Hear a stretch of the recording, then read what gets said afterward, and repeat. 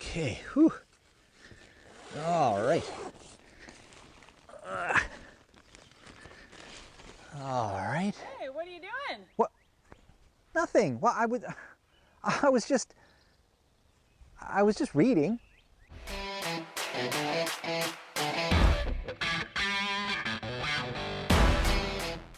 And welcome everyone to another episode of Rugged Outdoors Guide. Glad you've joined us. All right, today we're talking about something that not everyone likes to talk about. It's not pleasant, and oftentimes I have to use like code language for certain things like solids and wastes and liquids and business. But you know what I'm talking about, right? Yeah. Okay, guys, look at this. This here is not a tent. This is officially known as a portable shelter, but really it can't shelter you if you're sleeping. So it's really meant for a couple of different things. It's a change room. It's also a privy or an outhouse. Let's be honest. Let's use the words that everybody understands. This is a wonderful thing. It's very, very inexpensive on Amazon. I'll have some links below to everything I talk about today.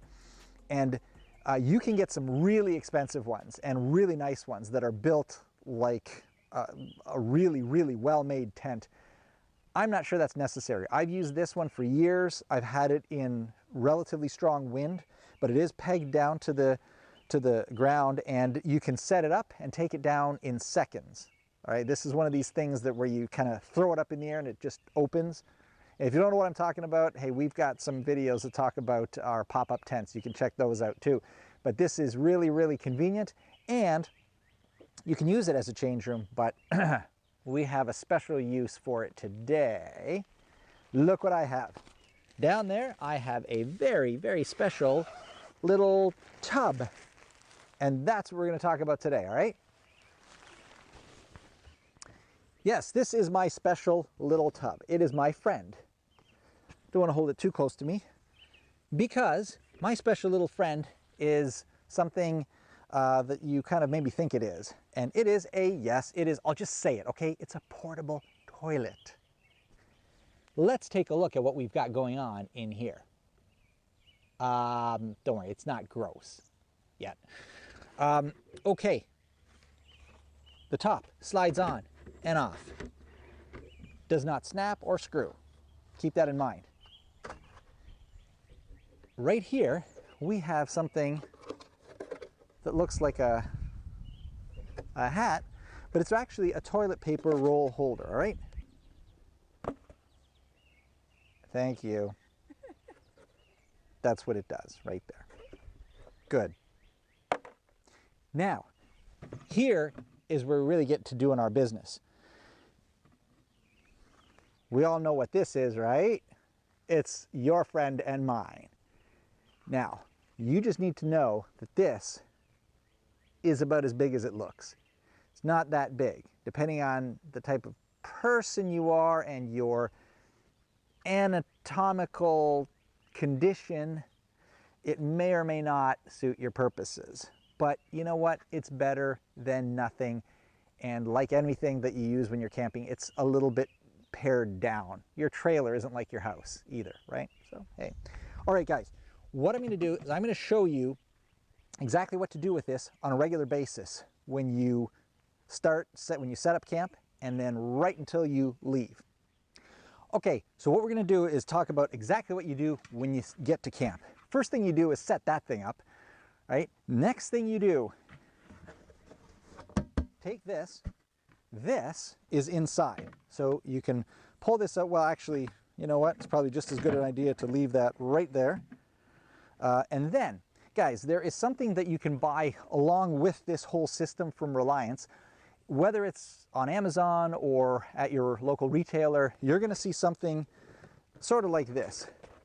It's called double duty toilet waste bags, right? And what they look like is, here's an example.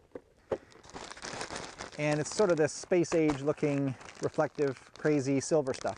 But inside is pretty much a garbage bag. It's a tough garbage bag. And here's what's going on with this. If you look inside, I don't know if you can't really see very much. There's some white powder in here. All right, and then there's more of it way down at the bottom, but it doesn't really matter. It's just white powder. And what that does is it turns to gel, basically, when any liquid hits this, all right?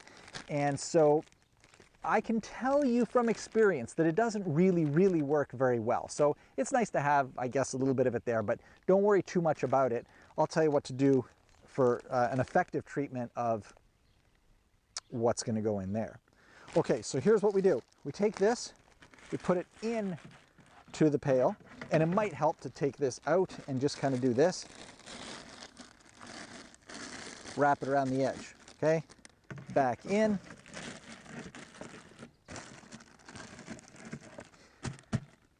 Now, at this point, I would strongly suggest you do something that is not in any instruction manual, all right? Now, it's one of two options, in my opinion.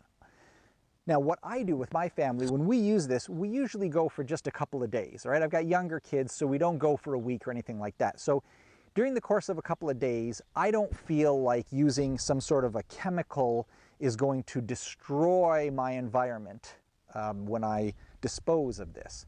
So now I may as well just get right into that before I even get to the first thing I talked about, and that is, how do you dispose of your waste? Well, there's a bunch of different things you can do, but the first one we're going to talk about when we're done with these bags, basically you're just chucking them in the waste disposal unit of your campground. All right, so it does go where normal garbage goes. And even though it is human waste, the bag is designed to be a permanent place to store it, and it's not polluting the environment any more than a lot of the other stuff that goes into those waste disposal units. Now, if you're going to be sticking around your campsite for a longer period of time, I have some other solutions for you in just a minute. But let's continue with this for now. So you've got this set up. What I would do is use this, something like this. You can get this anywhere on Amazon or at your local retailer or Walmart. It's called premium holding tank treatment. Anything that's holding tank treatment for camping. And what it is it's a very nice smelling blue liquid. And all I do is, this is what I do. I'll undo the top, and this is what I'll do. About that much. So I don't know how much that is, but it's not very much. That will keep any sort of offending odors from both solids and liquids at bay. It will keep them at bay for a long period of time, like at least a full day.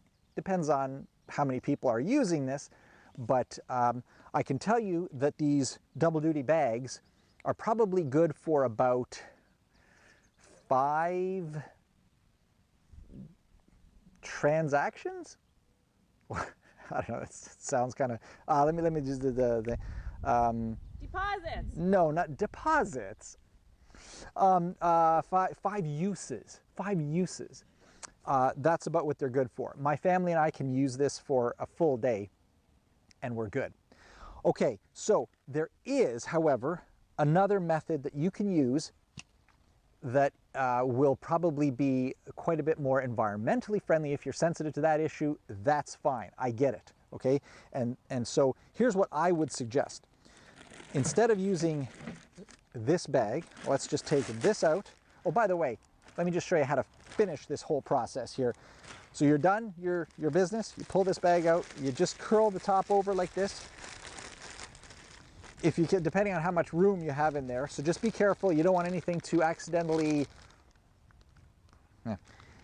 and you kind of do this. You put it in here, and then this bag has, it's very heavy duty, and it has 2 Ziploc style rails in here. And when you close them, it's not opening. So you can't, and there is no odor that sneaks out of this. So this can go into those big bins at the gatehouse at your provincial park. There may be other rules that you have to follow depending on where you are, which state you're in, and even which country you're in. So that will override what I'm telling you, all right? You understand that? So just follow those rules. Okay, now the next thing that I would suggest if you are really concerned about the environment is, instead of using those, you would use Well, I have something here. You can get these anywhere. I've got links below. These are compostable kitchen bags, all right? This is kind of what one of them looks like, kind of folded up here, right? Compostable trash bags. And they are the size that would fit nicely in here. So when you put that in here, I would suggest doing this. If you live or if you're camping in a kind of a forest where it's not just a field near a city, but you kind of got to be in a deeper forest where you have access to acres and acres of natural land where there's not a lot of people walking around, what I would suggest you do is get a couple of shovelfuls in a pail of this. And what this is the loam, the ground from a coniferous forest. So it's like a pine forest, right? And it's basically just dirt and like peat moss, and it's got pine needles. It's the stuff on the bottom of the forest floor. And that is a really good way to treat your waste. What I would suggest is putting a little bit of this in the compostable bag, and then doing what you have to do. And then when you're done, you just take a handful of this and just kind of sprinkle it on top, and you're covering most of it. And you can use more or less depending on how you feel. And then at the end of the day, cover it again with a little bit more. Take out the compostable bags, and then this might sound counterintuitive, but I'm telling you, if you go back into the deep forest where you got this, and dig a shallow hole with a spade, that whole thing that you put in there, the bag and your waste and all, is going to turn into dirt within a few months, and it is not offending the environment. That I can tell you, all right? So that's been my experience. So I use both of those techniques, and it's probably not a bad way to go. All right, guys, the only other thing I'll mention is another technique that I have not used, but you might want to consider it. And that is, instead of sprinkling this on it, you can sprinkle kitty litter. That works too. I know people do that, and it works for them. It's not necessarily environmentally wonderful, but it's no worse than using holding tank treatment. So that'll work as well. Okay, so guys, just again, remember this particular unit compared to the luggable loo is a little bit different. Now, I have another video that talks a little bit, it's a very short video, and it talks about the comparison or the difference between the two, the luggable loo and the Hassock. We kind of lean towards the luggable loo only because it's a little bit taller, but both of them are great. They cost about the same amount as well. The other difference is, as I mentioned, nothing snaps together. So this toilet seat is held on just like that. It's just gravity that's keeping it on, but that's just as well. Gravity works pretty much everywhere, I think. So this can go right back in here, depending on, you can do that or not. I'm not sure. Anyway, that's meant to do that. The toilet paper holder, and then again, the cover it's just friction that puts it on, and you're good to go. So it's very portable, and let's just say very, very useful.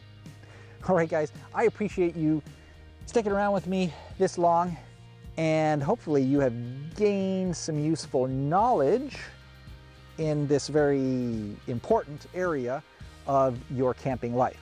All right, guys, and until I make the next video, please get out there, enjoy God's creation, and keep on looking up.